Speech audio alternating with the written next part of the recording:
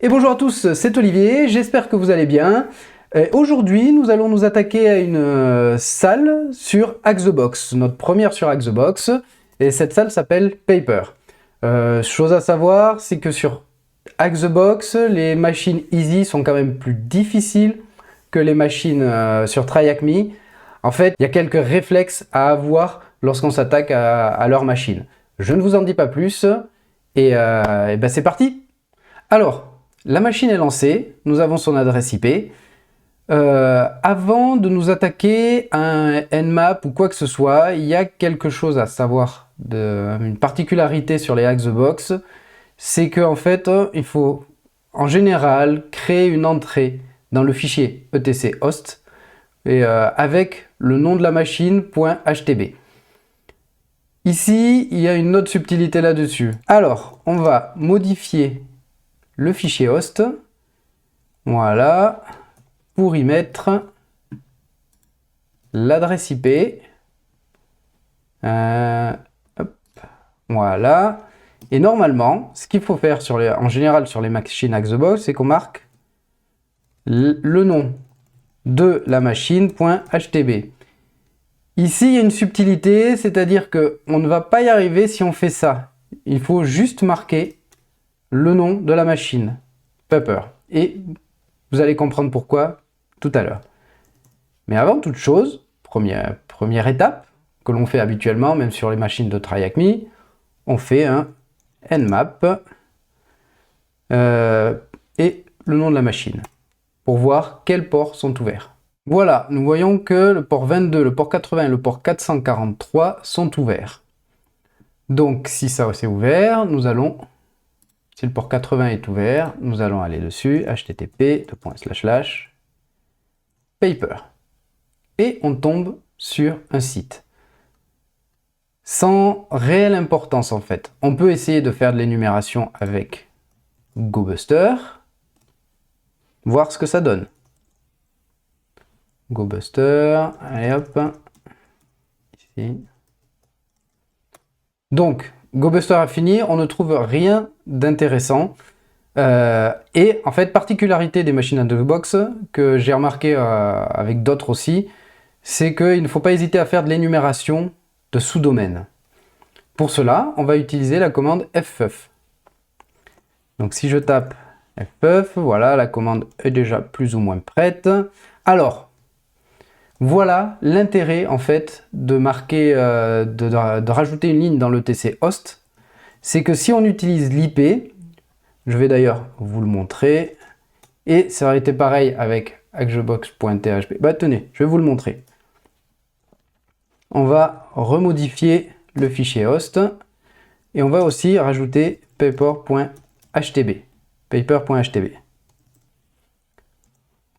On va lancer notre ffuf, voilà, sur paper.htb, paper.htb. Voilà. Donc, pour expliquer la commande, ffuf va faire de l'énumération du fuzzing, en fait. C'est-à-dire qu'à partir d'un fichier qui contient des différents mots, ici des noms typiquement utilisés dans des sous-domaines, on va sur le domaine, ici paper.htb, changer le host fuzz.paper.htb, où en fait le mot fuzz va être changé par tous les mots de la word list. Si je lance ça, et oui bien sûr FC 403, c'est pour ne pas afficher toutes les erreurs 403. Et là on peut voir que notre fuzzing n'a rien donné. Cela dit, si on enlève le .htb, qu'on met juste le mot paper qu'on a rajouté dans notre fichier host, on va remarquer que là, on a un sous-domaine qui a été découvert. Donc, c'était ça la difficulté, c'était d'arriver à trouver qu'en fait, il fallait mettre juste paper dans le fichier host plutôt que paper.htb. Alors, petite parenthèse, j'ai utilisé ffuf plutôt que wfuzz. Je trouve que ffuf est beaucoup plus rapide. Bon. On a donc découvert un nouveau nom de domaine, un nouveau sous-domaine. Donc, ce que l'on va faire, c'est le rajouter dans le fichier host. On va effacer le .htb et on va rajouter office.htb. Paper. Et on va y accéder. Office.paper. Et là, on tombe sur toute autre chose. Ça veut dire que derrière, sur le serveur, il y a des virtual hosts qui en fait détectent que si on se connecte en utilisant cette URL, alors il faut être redirigé vers une autre partie du site. Donc, qu'avons-nous là? Nous avons, si on regarde tout en bas, un WordPress. Si on a un WordPress, on peut essayer de faire un WP Scan. Donc, WP Scan avec l'URL http office.paper. Voilà. Donc, qu'est-ce que nous apprend ce WP Scan? Ce WP Scan, si on regarde un peu plus haut, il nous apprend la version de WordPress 5.2.3. Alors, on peut faire voir s'il existe un exploit sur ce truc-là. WordPress 5.2.3. Et oui, on en a ici cross-site host modification et en fait celle qui nous intéresse, viewing unauthenticate password private. Pourquoi cela nous intéresse? Si on regarde ici, on a 3 posts, voilà, et avec certains ont des commentaires. Si je prends le premier et que je regarde les commentaires, voilà, on parle blablabla, tac tac, on a une personne qui commente, Michael, tu devrais supprimer le contenu secret de tes drafts. Parce que dans un WordPress, avant d'écrire un article, il est sauvegardé en draft. C'est-à-dire un truc pas accessible du public. Seulement, ce qu'on vient de voir ici, c'est que cette version a une faille qui nous permettrait en fait de voir ces drafts sans être authentifié. Donc, on va récupérer, et comme ça va nous permettre en fait de savoir quel est ce contenu secret. On va récupérer ce markdown, c'est un markdown, un document qui va nous expliquer comment faire. Voilà, en rajoutant le "-m" et ce chemin. Ça nous copie le fichier, on va l'ouvrir. Qu'est-ce qu'il nous dit? So far, we know that adding cette partie-là to a WordPress URL should leak its secret. So, si on rajoute ça à l'URL, on devrait avoir plus d'informations, comme par exemple les fichiers draft, les articles en draft. On va essayer. Je retourne sur notre site. On va aller à la racine du site, tout simplement, et on va rajouter ici le statique égale 1. Et là, on voit que la mise en forme a changé. Et on obtient plus d'informations. Dont cette partie, Secret Registration URL pour les employés, HTTP et quelque chose de particulier. On ne connaît pas, mais on découvre encore un nouveau sous-domaine, chat.office.paper. Donc, on va aller le rajouter dans notre fichier host, toujours au même endroit, chat.office.paper, et on va essayer d'y accéder. Alors, je vais l'ouvrir ici. Chat.office.paper, et effectivement, on tombe sur une nouvelle page avec un login sur du Rocket Chat. Et un petit texte qui nous dit « Registration can only be done using the secret registration URL ». Donc en fait, on peut se créer un compte, mais il nous faut l'accès direct. Et ça tombe bien, c'est ce que l'on a découvert ici. Cette URL. Donc, je vais m'y connecter. Et effectivement, ici, je peux créer un nouveau compte. Allons-y. Je vais m'appeler Kikou. Voilà. On met un mail, on met un mot de passe. Et on est parti. Ça marche. L'utilisateur, use this username. OK. Et on arrive sur le chat privé du site. Donc, qu'est-ce qu'on a ici? Alors, Home, c'est cette page. On a quoi ici? Directory, hashtag général. Hop, tiens, une conversation. Ah, ouais, voilà. Alors, que dit cette conversation? Et donc là, on fait un peu... on parcourt, on voit ce que les gens se disent et voir s'il n'y a pas quelque chose que l'on pourrait exploiter. Et donc, en descendant, qu'est-ce qui a marqué? Voilà, on nous dit que telle personne a ajouté un nouveau bot, Je sais pas si je peux zoomer là-dessus. Si, un peu un nouveau bot, un truc automatique, donc quelque chose avec lequel on pourrait interagir. Tac, tac, tac. How can we interact? Just call the bot by his name and say help. Le nom du bot, c'est Recyclope. On va aller chercher Recyclope dans... Tiens, créer un nouveau message, un message direct à Recyclope. Et donc, nous allons parler directement au bot. Voilà, on crée le direct message. OK, on est là et on a dit qu'il fallait taper help. Alors, qu'est-ce qu'il nous dit? Blablabla, blabla, on peut interagir avec certains mots-clés, comme joke pour nous raconter un, file, list, time, you can ask what time is it. C'est-à-dire que si je tape time, ah oui, il me dit l'heure, voilà. Par contre, on a file et list. C'est-à-dire que si je tape list, qu'est-ce qui se passe? On voit qu'il nous fait en fait un ls-l, en fait un ls-la d'un répertoire. OK, où on a celle, celle2, OK. Et si je faisais list point point pour voir si je peux revenir en arrière, ça marche. Je tombe sur le répertoire qui héberge ce site. C'est-à-dire que, OK, donc on peut interagir, en faire du ls avec list. Et aussi, on a une commande file qui nous disait plus haut, là, file, pour pouvoir récupérer des fichiers. Je ne pense pas que j'ai le droit de faire, par exemple, si je fais file /user.text, parce qu'on en a un ici, access denied. Donc il nous faut trouver, en fait, un bon fichier. Après avoir un peu tout parcouru, on a un fichier clé qui se trouve dans ubot. Donc si je fais un list./ubot, qu'est-ce que j'obtiens? Toute une liste de fichiers, ça c'est le bot. Et à l'intérieur, on a un .env qui contient en fait des variables d'environnement. C'est-à-dire qu'on va récupérer ce fichier, file./ubot/.env. Et à l'intérieur, on a différentes infos, un user et surtout un mot de passe. Donc, on a récupéré un mot de passe. Je vais le noter. Reste maintenant à savoir à quel utilisateur appartient ce mot de passe. Donc effectivement ici on a Recyclope, mais peut-être que la personne qui a mis en place ce bot a utilisé son même mot de passe d'utilisateur Linux pour le bot. Voyons voir par exemple si je fais un list pour le ALL, point, je reviens complètement au fond. Et je regarde, il y a quoi dans Home? On a un utilisateur Dwight.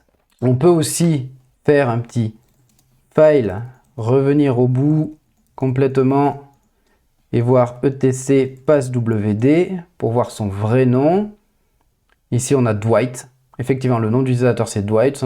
Donc, on pourrait se dire que l'utilisateur, on va le noter, ce serait Dwight. Eh bien, on a vu lors du Nmap que le port 22 était ouvert. Donc, ce que l'on va faire, on va faire un SSH de Dwight sur Paper, car il est dans notre fichier host. Ça nous demande un mot de passe. Voyons voir avec ce mot de passe, est-ce que ça passe? Et on est connecté à la machine. Voilà, je suis Dwight sur la machine. Donc, je peux aller... Là, si je regarde, j'ai quoi? J'ai le user.text. Je ne vais pas vous faire un cat. Je vais juste faire un head-c 10 de user.text. Voilà, on voit qu'à l'intérieur, il y a le flag. J'ai fait un head, comme ça je ne vous affiche que les débuts du flag. Ça m'évite de le flouter après au montage. Et donc vous savez qu'ici, ça ne vous gâche pas la surprise de faire la machine pour aller mettre le flag. Voilà, donc on est ça. Maintenant, il nous faut être root, faire de l'élévation de privilèges. Pour cela, je crois que si je tape sudo-l, mot de passe de Dwight, je ne suis pas sudoer. Donc ce qu'on va faire, c'est qu'on va utiliser le script linpiz pour faire de l'énumération. Pour cela, je vais me mettre dans temp. Je vais donc préparer notre fenêtre, faire un upload, voilà, de linpiz. Voilà, le SH upload, c'est pour me simplifier le fait que je monte un serveur moi-même et je vais chercher mon IP et tout le reste. Voilà, ça me crée mes commandes automatiquement. Là, j'ai récupéré l'InPease sur le serveur de la victime. Alors, qu'est-ce qu'on a ici? Oula. Voilà, l'InPease est par là. Allez, chmod plus X, l'InPease, et on lance le script. Alors, l'InPease a été très long, donc je l'ai coupé, parce que de toute façon, la partie qui nous intéresse est au tout début. Ici, on voit que c'est vulnérable au CVE 2021-3560. Si on va voir ce que c'est, sur Google, je tape ça, et on voit que c'est une faille Polkit. C'est en fait la faille juste précédente à la fameuse PoundKit dont on a déjà parlé. Et donc, c'est ça qu'il va falloir exploiter. Donc, si on regarde sur GitHub, on va prendre le premier de Secnigma, voilà, qui est juste un fichier SH. On va regarder ce qu'il y a dedans. Voilà. Ok, donc pour vous résumer, ce fichier SH, c'est un peu basé, il est basé sur le temps, donc il est possible qu'il faille le relancer plusieurs fois. Il va essayer en fait de créer un utilisateur qui sera sudo-ware et avec lequel donc on se connectera à cet utilisateur et après on pourra faire un sudo bash qui nous permettra en fait de devenir root. Donc, eh bien, on va le récupérer. Donc pour cela, je vais hop retourner et l'afficher en RAW, prendre son contenu et alors je suis là dans temp, je vais faire un vi de poc.sh. Ici, on va mettre son contenu. Voilà, on le sauvegarde. On le met en exécutable. On va passer des paramètres quand même dedans. Comme ça, je vais pouvoir créer moi-même l'utilisateur et le mot de passe que je veux, plutôt que ce soit quelque chose d'aléatoire. Donc on a -u égale le username. Donc on va taper poc-u, je vais l'appeler Kikou, égale, j'ai oublié le égal. Le mot de passe, c'est avec un P, égale Kikou aussi. Et on va rajouter le -f égale Y pour qu'il ne check pas si c'est vulnérable ou pas. On sait que l'InPease nous a dit que c'était vulnérable, il n'y a pas besoin, c'est en fait, ça perd du temps. -f égale Y. Et on le lance. Et là, il essaye en fait de nous créer notre utilisateur Kikou. Voilà, alors ici, on voit qu'il a inséré l'utilisateur Kikou. Parfois, il n'y arrive pas, donc il faut relancer le script. Là, it look like the password insertion aussi. Il a réussi à mettre le mot de passe. Voilà, tac, tac, tac. Donc, ce que l'on va faire, c'est essayer, comme il dit ici, su-kikou. Il nous demande le mot de passe, je le mets, et maintenant, voilà, je deviens le nouvel utilisateur que j'ai rajouté. C'est possible aussi qu'au moment de l'insértion du mot de passe, ça ne marche pas. Il faut relancer le script et essayer de voir jusqu'à ce que ça passe. Donc là, on est utilisateur, et donc comme il dit, maintenant, il n'y a plus qu'à taper sudo bash. On rentre le mot de passe, et on est, voilà, who am I, je suis root. Je n'ai plus qu'à aller dans root, ls, j'ai un root.txt, 10 du root.txt, et on a notre flag. Voilà. Bon, alors cette salle, grosse difficulté de savoir ce qu'il faut mettre dans le fichier host. D'expérience, la plupart des machines Hack-the-Box, on rentre le nom de la machine .htb. Là, la grosse difficulté était que justement, il ne fallait pas mettre le .htb. Donc, j'ai passé du temps à faire de l'énumération dessus, à ne pas comprendre, mais qu'est-ce que je dois trouver? Voilà, après, donc, c'est succession de sous-domaines. Un bot qui a été mis dans un chat en version bêta. Voilà, en fait, on peut dire que c'est une succession de petites erreurs de personnes qui fait que ça ressemble en fait à... Ça pourrait se produire dans la réalité. Un chat que l'on pense inaccessible par les gens, avec une restriction, avec un enregistrement d'utilisateur via une URL particulière.